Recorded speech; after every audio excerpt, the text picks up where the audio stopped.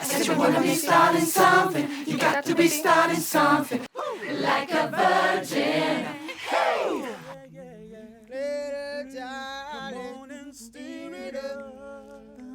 Come on, baby. Soulation.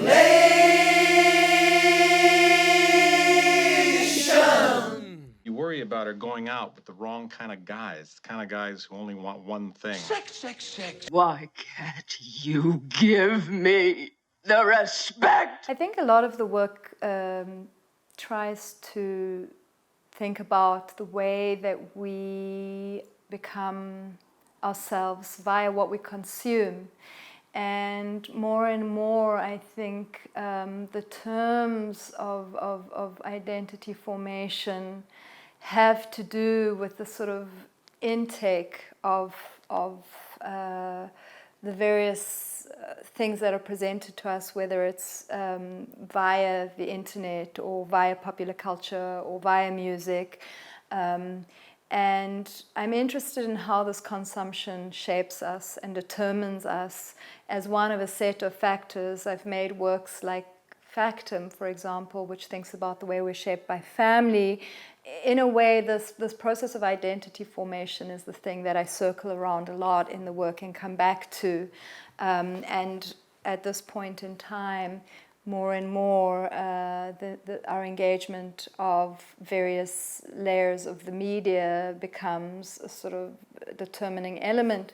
So with Mother and Father, one of the early found footage pieces that I made, which I finished making in 2005, my starting point was an interest in how the media that we consume almost start to occupy a parental presence in our lives. Parental in the sense that we are molded by that which we consume, and parental in the sense that there are normative values that are embedded in.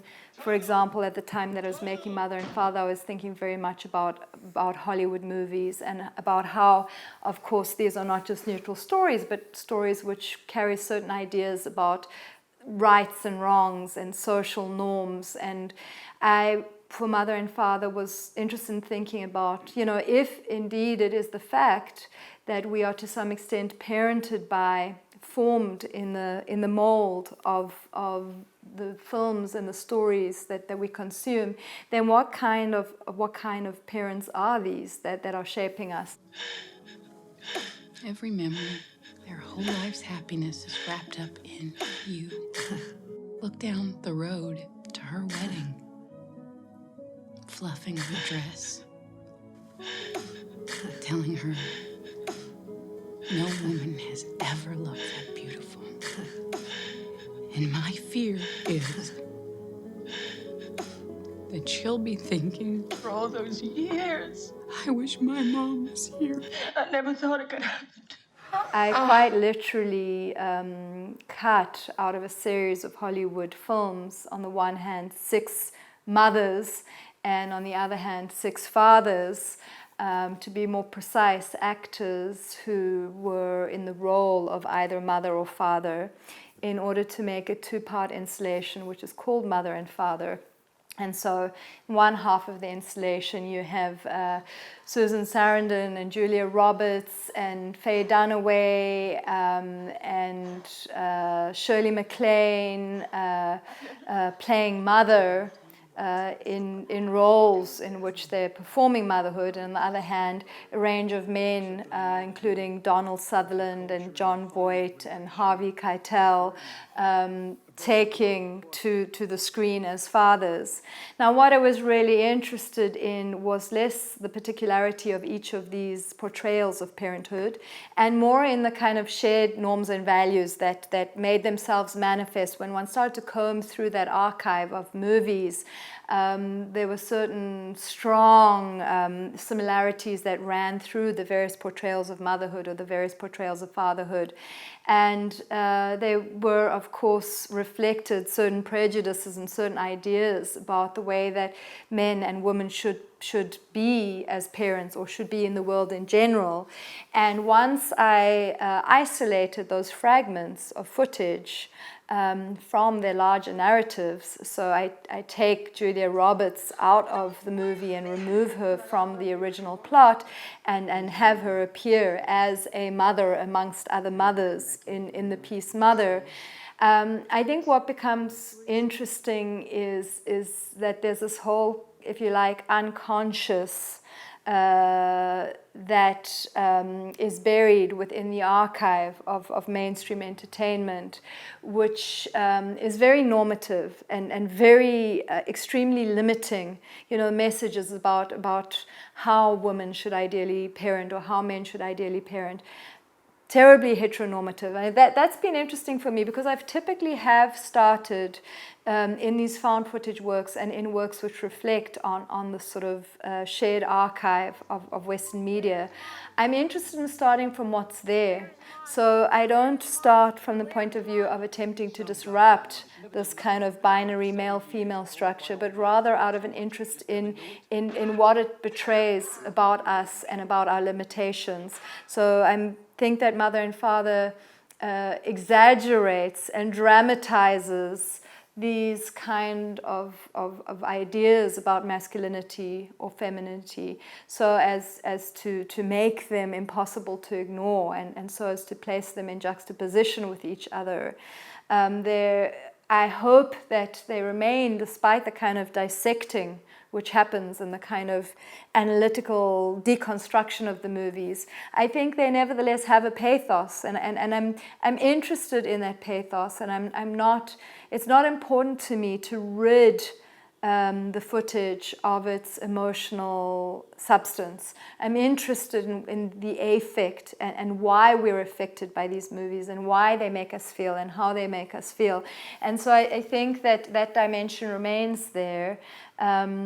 But there are things that one maybe has access to thinking about when they're disconnected from their kind of easy-flowing plot lines that might not have been as available when we see that footage within the original movies. Of course, what I'm hoping is that when you go back and see those original movies again, or other movies of you know, a similar kind, that you bring with this different experience of such storytelling that is offered to you by a work like Mother and Father, and that maybe slowly shifts a little bit your relationship to consuming those films.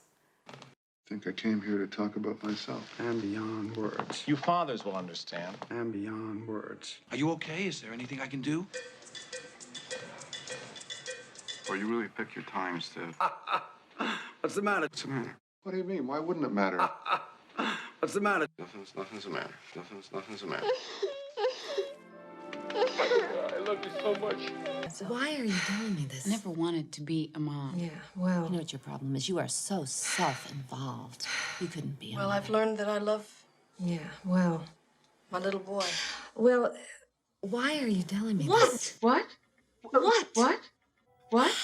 Darling, guess what? Why are you telling me this? Oh, I don't know. I really don't know, but I hear you blaming me.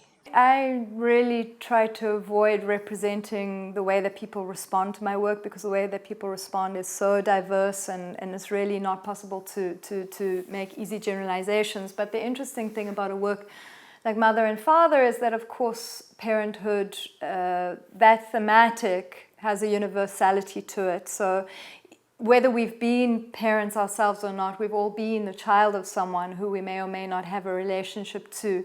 And what's funny, when you build a work like that, a piece like Mother and Father, it seems to people feel the need to sort of pick a favorite. So people come out sort of saying, I loved Mother, Father left me a little bit cold, or oh my God, Father made me cry, Mother was a little bit sterile. And of course the works very much aspire to thinking about those kinds of affective relationships that we have with movies. So you bring your own experience to the work in the same way that you bring your own set of baggage to watching a film. And they do, some people find Mother and Father hilarious, and others sob their way through Mother. I think that's what makes it interesting to tell a story. You can start off with a set of ambitions and a set of personal interests as you kind of head down the road to telling a story, but you can never fully control the way that the story will be received, and you really only get to know the work and understand the work in sort of deep and significant ways as other people start to respond to it and bring their own readings of the work back to you. But sometimes a mommy can go away too, and you have your daddy to bring you up. You know what I told him? I told him that you died, that you were killed in a car wreck. Where's Mommy? Where's Mommy? You feel sorry for yourself half the time for having a monster of a mother like me. You're a good mother, Anna. You're a good mother, Anna. You couldn't be a mother. Everybody knows you're a good mother. You couldn't be a mother. You couldn't be a mother. You couldn't be I could be a mother and a father. With works like Mother and Father, I was really focused on thinking about how that which we consume shapes us, and therefore the focus was very much on almost taking a scalpel, taking a knife to that culture as a tool of translation, as a tool of interpretation, cutting it up, reconfiguring it, making it legible in new ways.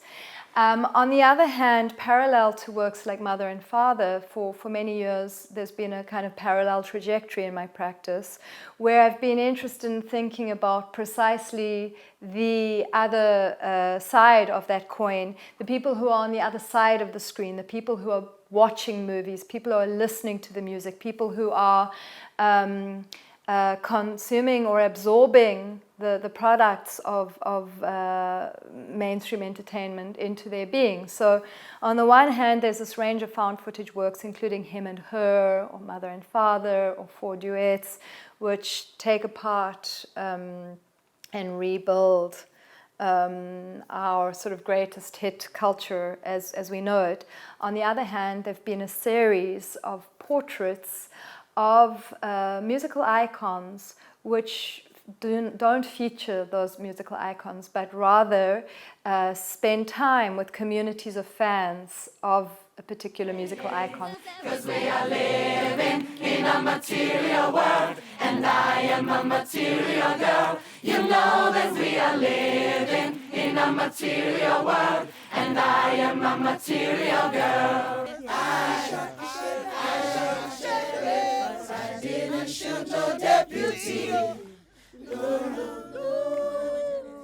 It doesn't matter who's wrong or right, just be there. The first work that was made within that series is a work which is called Legend, a portrait of Bob Marley. And for that work I went to Jamaica and worked with an amazing and very diverse group of Bob Marley fans of different ages, from different walks of life, and invited each of them into a recording studio, professional recording studio in Jamaica, and gave them each the opportunity from beginning to end to remake an entire Bob Marley album in whatever way they chose. That then later results in a piece which brings together 30 recordings by 30 individuals doing cumulatively an a cappella rendition of the album. So they're both there as individuals who have had their own moment to record the album in the studio, but then they come together collectively as a choir. Later on I made a piece called King, a portrait of Michael Jackson, and to that there was a partner piece which was called Queen, a portrait of Madonna, as is quite obvious, working there with Michael Jackson fans and Madonna fans.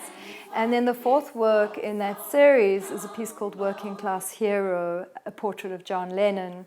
It was commissioned originally by the Baltic Museum in Newcastle, and they were interested in having me make a portrait of a community of fans that was a little more local to that part of the world. A working class hero is something to be. A working class hero is something to be. And Newcastle has, was very much a working class city, a post-industrial context, which now has a very different economy, but up until recently was still sort of in transition from its industrial roots. And I decided that I wanted to return to John Lennon's album Plastic Ono Band, which is the first one he made after the demise of the Beatles. Intensely personal album, incredibly emotionally resonant album, and an album which he actually made while he was going through a sort of very intense experience of therapy at the hands of a rather idiosyncratic doctor whose name was Arthur Janov after the Beatles collapsed. Anyway, on this album, Plastic Ono Band, Lennon crafted, I mean, it is a remarkably simple but very, very deep album which explores his relationships to family, to intimacy, to betrayal, to allegiance, an album which I've always loved. And so what I did was to bring together dedicated fans of John Lennon from all over northern England. Some of them came from Glasgow, and some of them came from London, and some of them came literally from Liverpool, and allowed each of them a chance to revisit this album and make it their own, sing the whole album for me in a studio from beginning to end, so that we could create really this typological grid across which, when you finally see all of these performances alongside each other, across which one is able both to experience something which holds together this community, their shared investment in this music, which of course relates back to what it is about the music that they identify with and that they have in common. But then of course a range of people who are very different in their presence and in their appearance and in their reason for showing up for the shoot. So I think that, you know, somebody once wrote about this series of portraits and said something which I found interesting, compared these works methodologically to the German photographer August Sander, in the sense that with Sander, what you have in his most famous study, photographic study, is an observation of how people are shaped by what they produce, by their daily livelihood, the baker, the butcher, you know, the brickmaker, I can't remember right now, but this kind of range of daily activities and how that starts to shape one's sense of being in the world. And I think that we've now shifted into time in which we're less and less defined by what we produce and make and do, and more defined by what we consume, what we take in, what passes through our filter, and what we admit into our consciousness. And as such, I think that this series of fan works really, for me, is a study of fan culture, which opens on to thinking about consumption as identity formation, and in negative and positive senses. I think it's, on the one hand, there's something very celebratory about the way that music starts to become almost a part of one's biography and carries memory and shapes one. On the other hand, of course, there's a mold, and one is accepting and sort of living certain ideas that have been prescribed. So I think that there's a complex, ambivalent process that governs this kind of relationship between a fan and the music that they love, or the literature that they love, or the sports that they love. And most recently, I shot a new piece in the series, which is called I'm Your Man, a portrait of Leonard Cohen. And very much towards the end of Cohen's life, in fact, he passed away while we were shooting the work. We had his blessing to make the work before he passed away, but it's a piece which really thinks about the older fans. So we have Leonard Cohen fans who are 65 years and older, and each of them comes into the studio and re-sings this album, I'm Your Man, which is very much about mortality and about coming to the end of your life, looking back retrospectively. And that is perhaps the last work in that series, I would say. Mwah.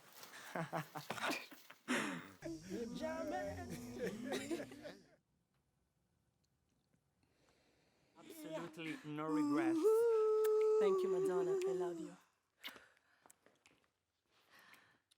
Finished. Okay.